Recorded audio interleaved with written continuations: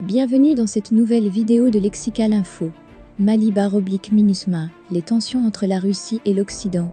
N'oubliez pas de vous abonner à Lexical Info juste en bas de cette vidéo. La MINUSMA est l'une des opérations de maintien de la paix les plus importantes et les plus périlleuses des Nations Unies visant à aider le Mali à résister à une insurrection djihadiste qui dure depuis une décennie.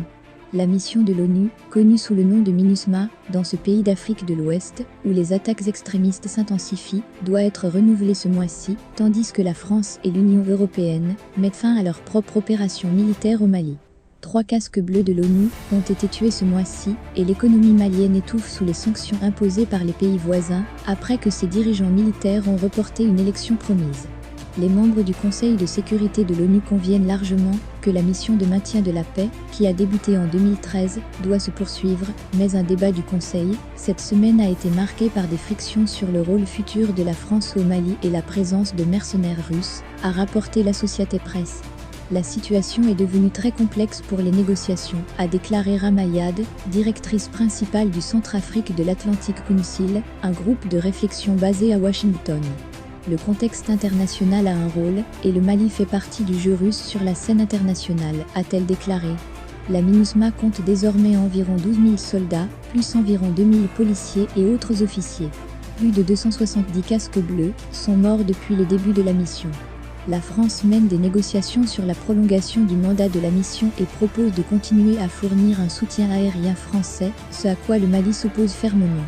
Le Mali a demandé l'aide militaire de la France, son ancien dirigeant colonial, en 2013.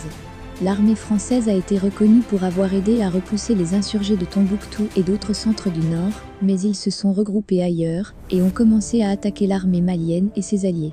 La patience avec la présence militaire française s'affaiblit au milieu d'un nombre croissant d'attaques extrémistes, et les liens entre le Mali et la Russie se sont resserrés ces dernières années, en partie à cause de l'animosité des deux pays envers l'Occident.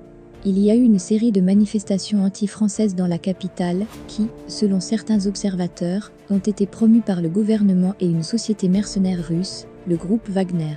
Le Kremlin nie tout lien avec l'entreprise, mais les analystes occidentaux disent que c'est un outil de la campagne du président russe Vladimir Poutine pour gagner de l'influence en Afrique. Le groupe Wagner a commis de graves violations des droits de l'homme et du droit international humanitaire, selon des allégations de l'UE et d'organisations de défense des droits de l'homme.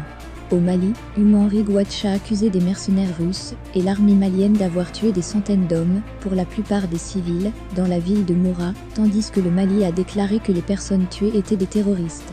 La force de maintien de la paix de l'ONU et le gouvernement malien enquêtent. Le ministre russe des Affaires étrangères, Sergueï Lavrov, a déclaré dans une interview télévisée en mai que le groupe Wagner était au Mali sur une base commerciale et la vice-ambassadrice russe à l'ONU, Anna Evstiniva, a déclaré au Conseil de sécurité que les pays africains avaient parfaitement le droit d'engager des soldats contre rémunération. Les 10 principaux contributeurs, financement, statutaires aux opérations de maintien de la paix des Nations Unies pour 2020 à 2021 sont États-Unis, 27,89%, Chine, 15,21%, Japon, 8,56%, Allemagne, 6,09%, Royaume-Uni, 5,79%, France, 5,61%, Italie, 3,30%, Fédération de Russie, 3,04%, Canada, 2,73%, République de Corée, 2,26%.